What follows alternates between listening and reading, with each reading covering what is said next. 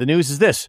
The Senators have agreed to buy land from the NCC, Lebreton Flats land, 11 acres worth, to build a new event center, which, of course, the star of that would be the new NHL arena, where they'd be the main tenant, obviously. And I think that is a very nice sign. I mean, there's a couple of things about it that make me go, wow, that's crazy slow. But let's first get your reaction on the Sens getting things done with the NCC finally getting on the same page and officially purchasing 11 acres of land. My first thought is it's about time. And then my second thought is, how long is it going to take until we're like, there's a rink built? Like, when are we going to see a game there? Yeah. And I'm thinking it's like 28, 29. Right? I don't know, Steve, but you're absolutely right. Slow. How long's it been that we've been waiting for this? This is sort of the next shoe to drop. It was conditional for the longest time, or whatever word they put on it, provisional. I'm not even sure. You know the exact term they used. It took that long? That's crazy. Yeah, it was last September. I was at the news conference.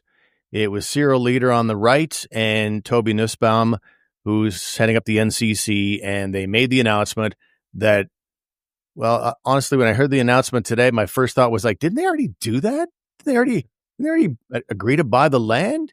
But last September was an agreement in principle for the Senators to purchase the Lebreton land. And now, almost a year later, they've removed the words in principle. So yeah, that was my first thought about it. If that's taken, it's an agreement. So I'm not even sure if that's signed on the dotted line yet. There's still things that have to happen.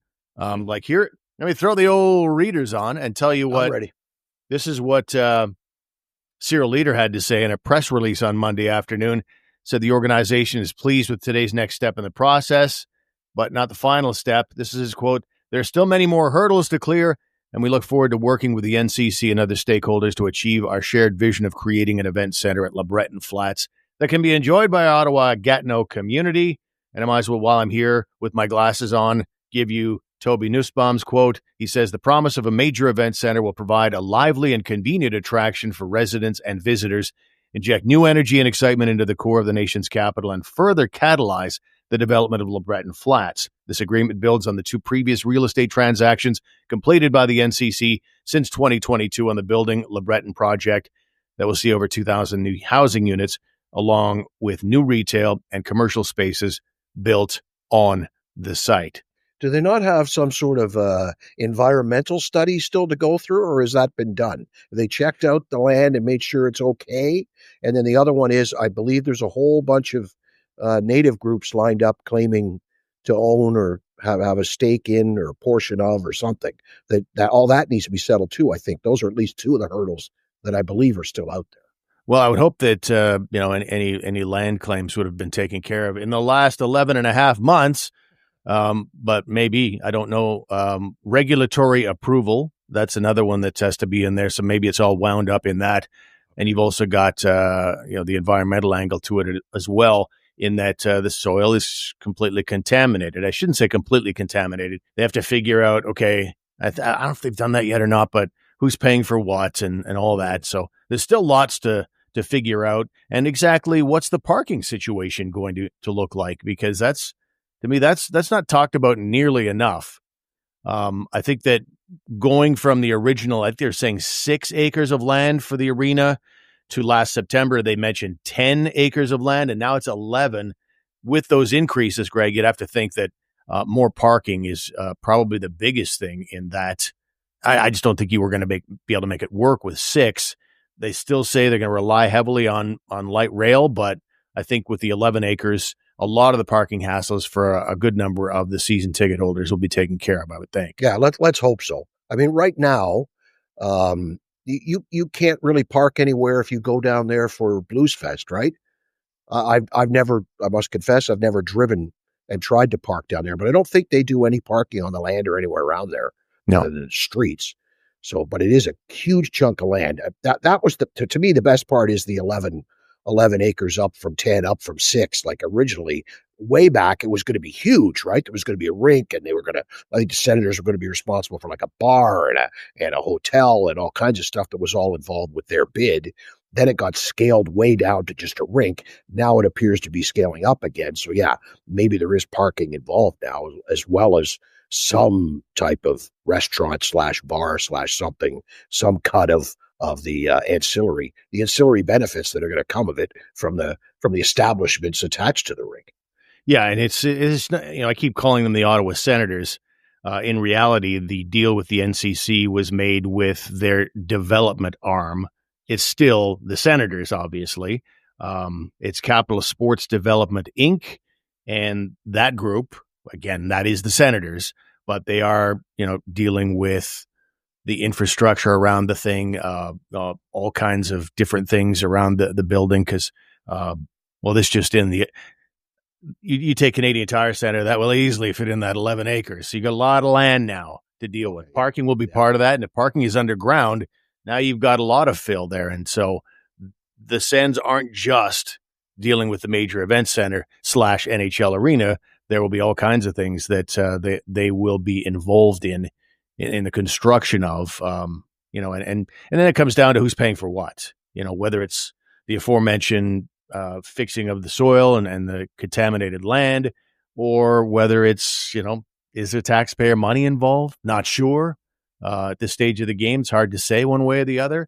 But this thing costs $30 million, which is what Bruce Garriock threw out there. Not threw out there, but that's what he's reporting, that it was $30 million, the price tag for the Sens to buy 11 acres of land.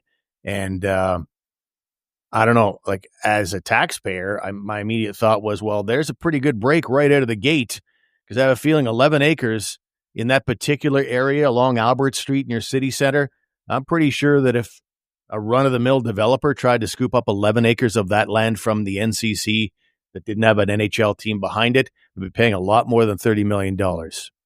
Correct. But we should mention, though, of course, that it is federal land. So it's federal money, right? It's the federal government that's going to be ended up getting the revenue off this sale. I'm just thinking about it. Like if I buy a house, I bring in my surveyor guy. What do we call that guy? The inspector? The inspector guy. There you go. I bring in the inspector guy to look over the house, and then I come to you and say, hey, you got foundation issues. So there's one of two ways of looking at it. Either we're going to drop the price and I'll fix it myself, or you're going to fix it and I'm going to pay you this much money. So when it comes to this land being possibly, or yeah, it is contaminated to some degree. So does the price come down because the Senators are now going to pay for that, or is that the price they negotiated based on the fact that, yeah, okay, it's contaminated, you're going to fix it, we're going to give you $30 million, or we're going to give you $30 million and we're going to fix it. I don't know which way it goes, but that factors into the price as well, right? Yeah. Yeah, that's fair. There's lots to do, and lots that we don't know about on the to-do list. If we could go down and see all the things that they had to do and the expenditures that go with that, then we might have a different take on things. But just at a glance, I was like, whoa, that's not a bad deal, $30 million. But yeah, if maybe the Sens are on the hook for the entire cleaning up of the site. So until we know that, it's hard to say if it's a good deal or a great deal or a bad deal. But they're on their way. It took a year to get here, but they're on their way. And I'm sure that I'm making light of it to some degree. It's a lot more, obviously, than just removing the words in principle. But it's still, I think, even the Senators are saying, okay, let's go. It's taking a while, but they're on their way. So that's another step. But still, I think a long, long way to go. Now, do you remember how long it took to build Palladium, the original? Like I honestly, Steve, I don't remember, but I'm thinking we're starting the 25-26 season. Between this season, assuming they could put shovels in the ground like tomorrow, it takes 2 years. Does it take 3 years? I don't know. But again, I guess we need to know what's happening with the land. But how long does it take to build a hockey rink? Well, I think in the case of the Palladium, we can break that down fairly easily. It was opened up in January of 1996. And when the Sens got the franchise, that was 1990. At that stage, they didn't even have the expansion fee. And this is going to segue nicely in just a moment. Okay. But they didn't have the expansion fee at that. They had something like half of it and then figured out the rest of it. Rod Brydon was kind of a white knight at the end to kind of close it out. But they got that. But the other promise was, yeah, okay, we're going to build an arena now. But they also had to fundraise for that too. And so they played at the Civic Center for the first few seasons. So they couldn't, I don't think there was shovel in the ground until after the Sens actually started playing in the 92-93 season. So, that means at least 4 years, or max 4 years. They had to find it. They had to, guy had to go down with the canoe on that river there and make sure it wasn't navigable. That took time.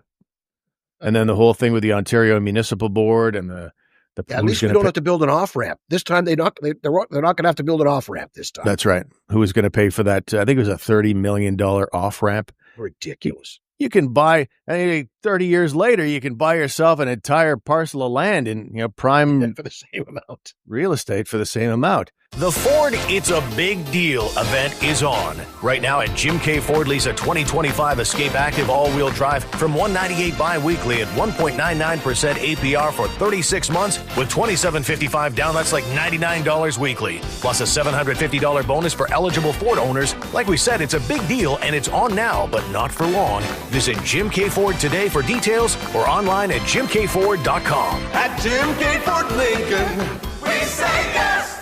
Let's talk a little bit about Celebrate, a great sponsor of our program. I think that the people would be interested in knowing that this is a truly local company. I'd love to hear about I'd love to hear about the backstory and how it all came together. Sure. Well, it started, as a lot of companies do, we're just solving a problem, and I didn't really mean to, but that biannual climb up the ladder to put up and take down the Christmas lights is, a pain point for a lot of people. And for me in particular, it was doing the second floor of our house. And my wife one year asked me, do the second floor this year. And typically I would just do over the garage and call it a day. I figured there was probably a better way. And I had a background in product design. So I kind of put my mind to it and came up with this idea to just mount it in a track and leave it up year round. Because I also didn't want to be that guy that just puts them up and then leaves them hanging. And, after 2 years, they're all ratty and falling apart, right? So anyways, we came up with this just to solve our own problem. And we weren't really thinking company at the time. But then people started knocking on the door, and all of a sudden my spidey sense went off, like, people actually want this product, right? So we put our mind to it, and we actually started Celebrate at that point and started selling the product. It's just kind of taken off from there. It's been a great response from everyone. It's a great product. I have it now, and I love it on the house. And it's not just for Christmas, right? It's a neat thing in that whatever mood strikes you, whatever holiday's hitting, it's all stuff you can control from your smartphone. Yeah, it definitely started as a holiday product, but one of the cool things in just seeing this product evolve and how people use it is seeing how our customers use it and talking to them and seeing all the cool ways, like stuff we never even thought of, right? And it's really become this outdoor lighting ecosystem, right? So we now can kind of do your whole outdoor space. One of the things that I've found really cool is how people are using it for like automations. So it's part of the smart home ecosystem. So people have figured out, you can have it when your Ring doorbell, for example, detects motion, you can turn on the lights on your porch, stuff like that, right? So it's become part of this IoT world where, lots of really simple things can add together to do really powerful stuff. And just seeing the things that people come up with and how they use it's been really interesting. The whole thing's been interesting, and it's a great local success story. They're right here in Canada, and Dan, we really appreciate you joining us. It's Dan Junkins, everybody. He's the founder and CEO of Celebrate Inc., and now back to the show.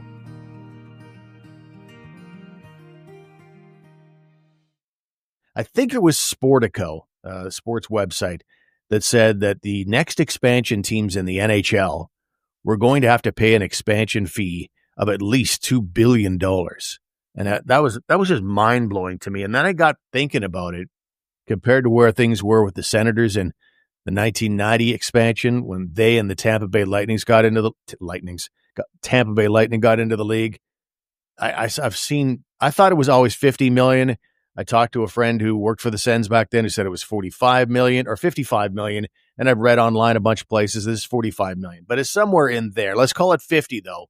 Like that is, like, do the quick math. That's 40 times more than the Sens paid for their expansion fee. But a more reasonable comparison would be, just go back a few years to the Nashville Predators who paid $60 million, or just the most recent stream with Seattle Kraken paying $650. You're going to go from $650 million in 2021 to $2 billion for the next expansion franchises. And John Shannon says that could happen. He believes that will happen within the next 5 years. Probably Atlanta, Houston, or what was the other one that he threw out there? Oh yeah, I forget exactly. Atlanta, let's just say it's Atlanta or Houston. He thinks 2 more teams will join the fray within the next 5 years. Scary. Crazy. $2 billion. Yeah. Like, wow. And the players don't get a dime. That's Right. not hockey-related revenue. So it goes strictly into the owner's pockets. $2 billion divided by 32 and then 33 and then 34 or whatever it is at the time. Wow. Like I'm going to steal your line, Steve. I think that pretty much eliminates Canada from ever having another team in the NHL. Yeah, agreed. And I think because it's Gary Bettman for one, and he looks at things from the monetary standpoint. He wants to build the U.S. TV market. That's very clear. Yes, he allowed the Atlanta Thrashers to head into Winnipeg, but that was kind of we need to do something here. So that was something. It's not like he's ignoring Canada, but as far as expansion fee goes, like $2 billion puts you at now $2.7 billion in Canadian funds. Yeah. And so, not likely to happen for Canada. You'll and never Quebec make it City. up. No, you won't. And the salary cap keeps going up, and it just, I don't know. I worry about the NHL pricing itself out of a lot of markets. Something always in the back of my head. But even, with Gary Bettman's insistence on getting the U.S. TV markets going, the Sens were actually really, really lucky to get in under the wire back in 1990, because Gary Bettman took their first season was 92. Gary Bettman took over in 93 and brought in the Florida Panthers and Anaheim Ducks almost immediately. And he's brought in 8 expansion teams now, and none of them been Canadian. And based on what that expansion fee is now, like no Canadian team is going to get a franchise. And I don't think if the Sens had lost to Hamilton in 1990, that would have been it. I think they would have been one and done. People would have thought at the time, maybe next year we'll regroup and try again. Nope. That was it. The Sens got in under the wire. If Gary Bettman takes over in 93 and they hadn't had a franchise at that stage, that would have been it. Ottawa today would not have a franchise. You're bang on. It never would have happened. And I'm thinking back, I got to check my Bruce Firestone book. I don't remember who else was in the running and got a no when Ottawa got a yes. I do know that Ottawa got a yes because they just kept saying yes. Okay, you need to do this. Yes, you need to do this. Yes, you need to do this. Yes, no matter what was put in front of them, they said, yep, we'll do it. No problem. And other cities wanted to negotiate, want to talk about things and change this, amend that. And every time a no came up, that wasn't working well with John Ziegler and the Board of Governors at the time. And Ottawa just kept saying yes, and they got a team. But I got to look this up, Steve. Do you remember? Do you remember who else was in the running? Not sure. Was Phoenix in there? I don't know. Not sure. But they did all the right things. Sometimes you just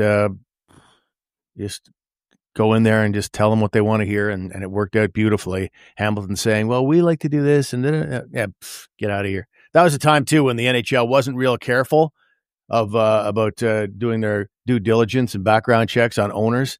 If you ever look at some of the Balsley, or a guy that they actually did give in a franchise to, and that'd be John Spano with the Islanders. Like, what? You seen that 30 for 30? Oh, it's crazy. Oh, crazy. Wow. They gave the guy a team. Too much. Just another guy who told them what they wanted to hear. But unlike the Senators, they actually generated the money. But not Spano. Well, just said what they wanted to hear and never really did have any money. Anyway, let's move on to some other stuff. We got Keay Tkachuk talking to ESPN in the past week with some pretty darned encouraging news. He said that basically Brady's situation shouldn't be compared to Matthews. He said, I wouldn't believe everything you hear. I think after what happened with Matthew in Calgary, everyone just assumes that's going to happen with Brady in Ottawa. But Brady loves it there. Brady has really cemented himself in the community. They're a team on the rise. They got a great bunch of young players. They're core players. The fans and the city itself treat him so well. He wants to be a big part of that moving forward. So I don't think he's going anywhere. That is a great quote for sure. It's not, it's not signing on the dotted line of an extension. No. I think still this team, despite what you hear there, despite what we believe about Brady Tkachuk, I think these next 3 years, the Sens are going to have to contend. They're going to have to give Brady Tkachuk the sense that they're right there with a break or two. We can go deep in the playoffs. I think that's all he's looking for, because beyond that, the ownership situation has been rectified. They're now a playoff team. They're all heading in the right direction. It's a professional organization. I wouldn't be talking this way 3 years ago if it was the status quo, but things have changed a lot, and I think Brady Tkachuk indeed wants to stay here. Yeah, the core has been together for a long time. They've matured. They're growing together. They want to win for each other and for this city. And it's perfect. Like you say, if this team had leveled off or stayed the same, the core got a little better, but the record didn't change, it'd be a whole different conversation. But they've taken the step. They're a playoff team. Next year they want to be a playoff team and maybe win a round. It'll take another year or two, and we'll see where we're at come then. But they're going in the right direction.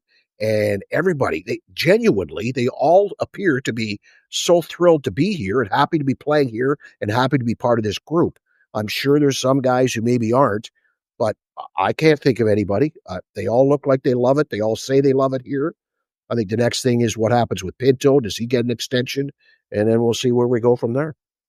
Yeah, it all looks very good right now.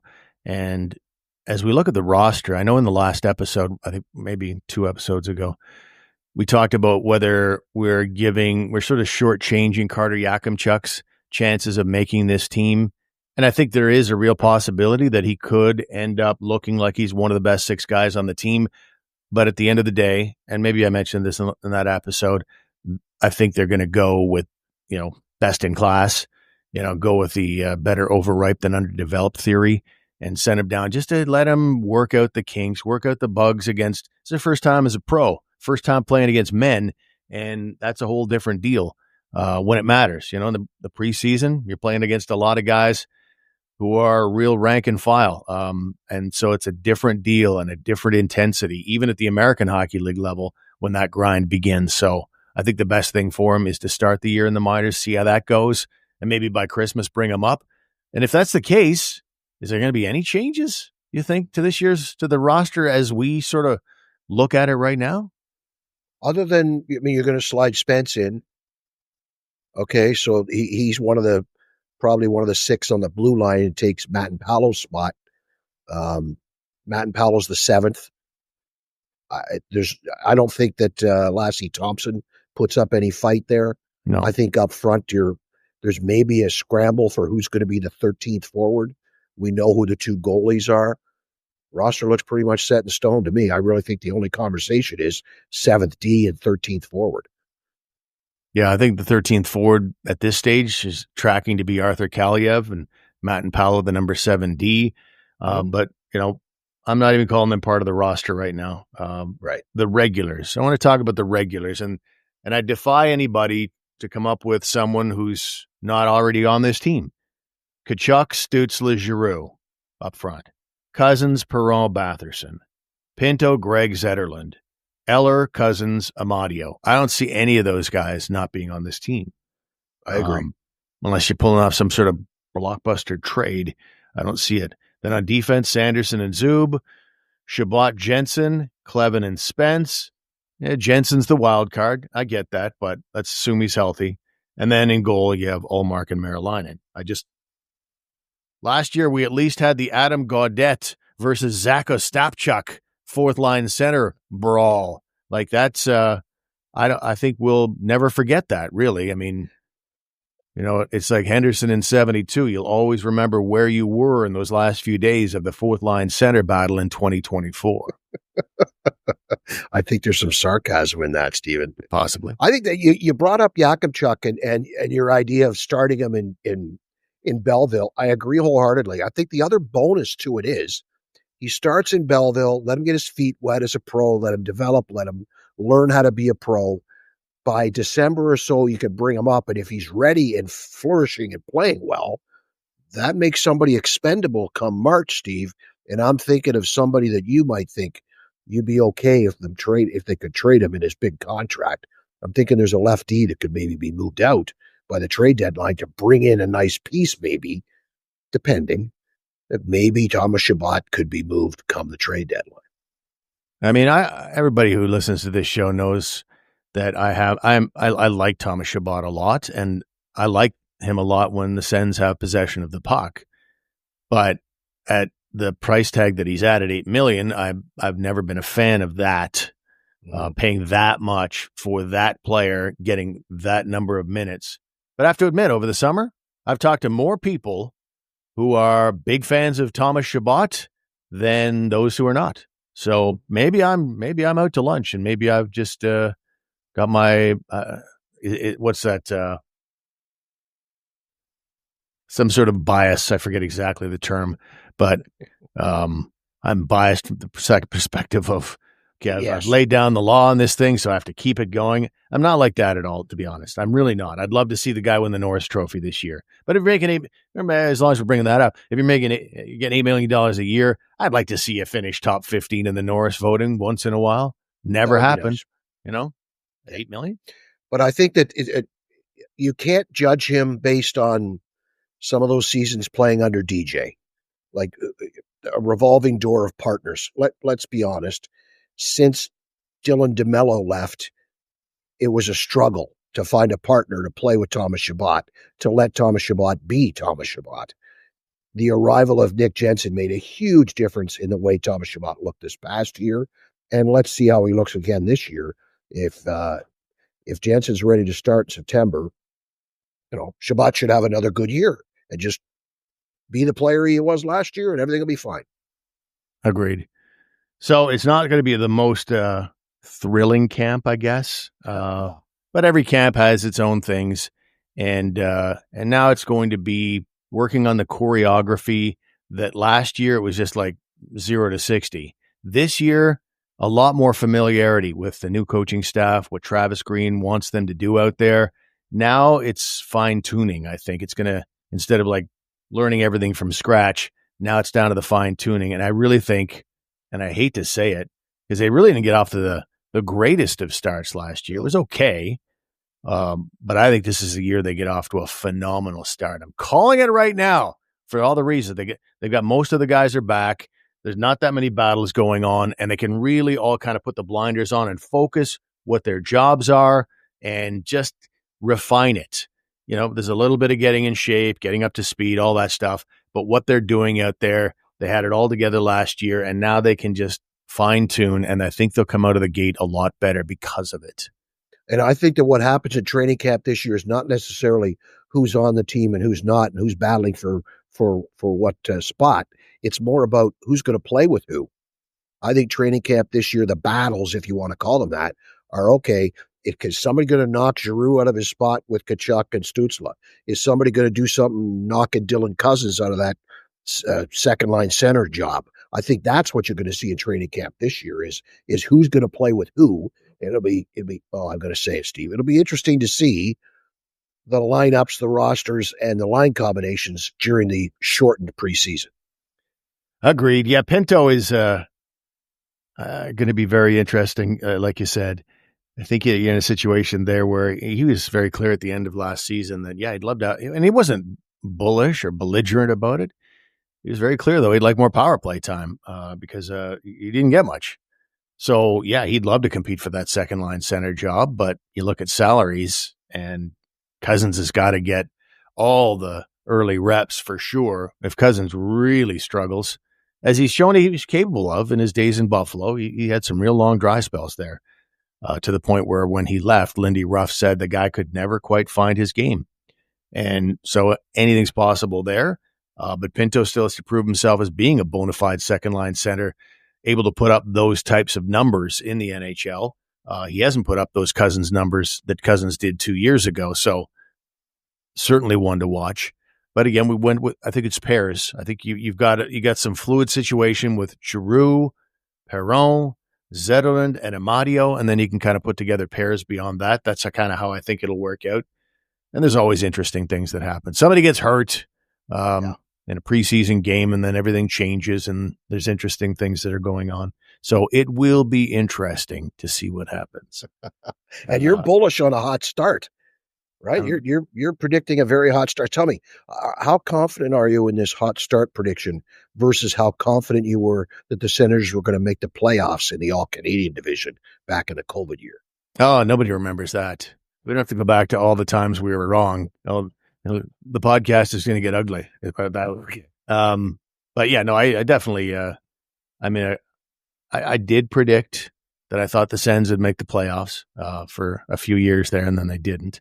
But I predicted it last year, and they did. And I'm predicting this year that they are true contenders, and they will get off to a great start. So All right. what I am is I'm ahead of the curve. Yes. Okay. Fair enough.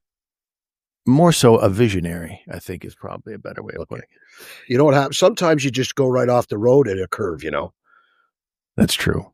Yeah. That's true. We all do.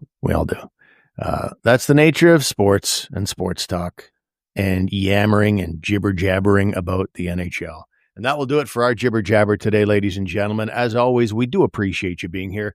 Please, if you could, check out the Hockey News Ottawa, thn.com/Ottawa, all kinds of cool articles up there. Let me see. What have I got up there right now, Greg? I want to make sure that people know. We got, of course, the Lebreton deal. Sens are buying land. Jack Miller, 51 years in broadcasting. 51. Who does that? 51? No, I mean, in all seriousness, in the shrinking radio industry that I was in, like, there just aren't really that. It's not making a joke. Like, it's like everybody, I don't know, is ducking bullets.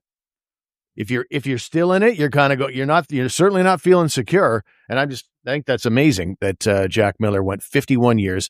He stepped away from the Belleville Senators back in 2022. David Foote now does the play-by-play, but Miller continued all this time as a sports director at the station in Belleville. So pretty impressive. So we tip our cap to Jack Miller. And other things in there as well. We talked about a lot of them already. So please check it out, thn.com/Ottawa. Our website is sensnationhockey.com. Do you have anything to say for yourself before we wrap up this extravaganza? No, I'm beginning my homework assignment, Steve. I've already pulled the book off the shelf.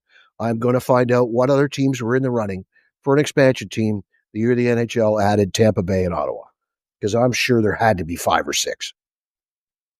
Yeah, not gonna know. Hamilton's for sure in there, obviously. Yeah. Maybe I'll have an answer for you shortly. I think Phoenix is in there, and you'd probably want to throw in like Florida or Anaheim. I don't know, because they were the next on the list, so good chance one of them were in the 1990 sweepstakes. Okay, we'll look forward to that homework being completed, or there will be detention. So enjoy your evening, ladies and gentlemen, and thanks for being with us. We'll talk to you next time. Thanks, Greg. Thanks, buddy. See you.